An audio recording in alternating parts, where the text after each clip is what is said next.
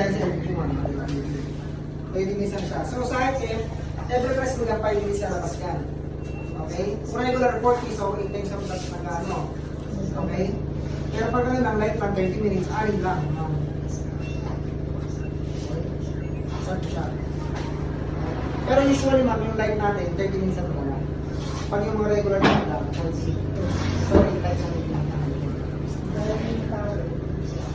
So yung ano ito, Pag bago po kasi sa video, malakas po siya mag-appoint. okay, init yan.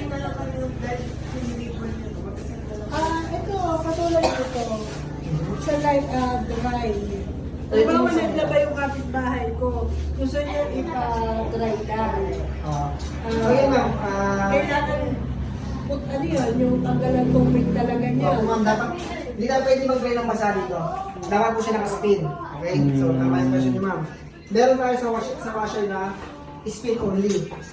So nilagyan natin ma'am. Alam, dala niya, basa pa. Sabi ka ng pricing mo. Ayan, si spin only. So may price siya.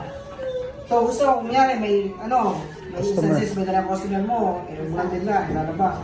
Pwede mo pagay namin.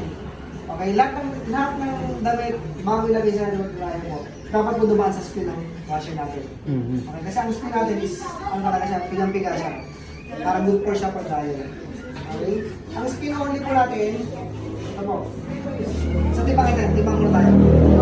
Kapag basa ang damit, ang max na po natin dito, mga 10 to 11 kilos lang. Basa 10 to 11. Pagbasa. 10 to 11 kilos max. Yan, pero ang pinaka-best dun ma'am, isa talaga, visual check. Kasi minsan di mo rin makasabi sa ating ma'am. Pero visual check, dahil yung dryer yan, dapat ito pa. One may 1/4. Ano matitira. Basa.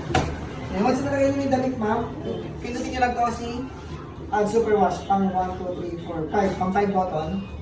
Pinutin nyo lang po yan. Mayroon nyo po to. Speed lang yung gagawin mo. Number 1. Tapos start. Start lang. 11 minutes. So yun, once na tapos mag-spin, ready for dryer na siya. Tapos di 15 pesos yung kanyang pa-spin. Ano pa? Tapos ipapadry niya ng high dry na 65.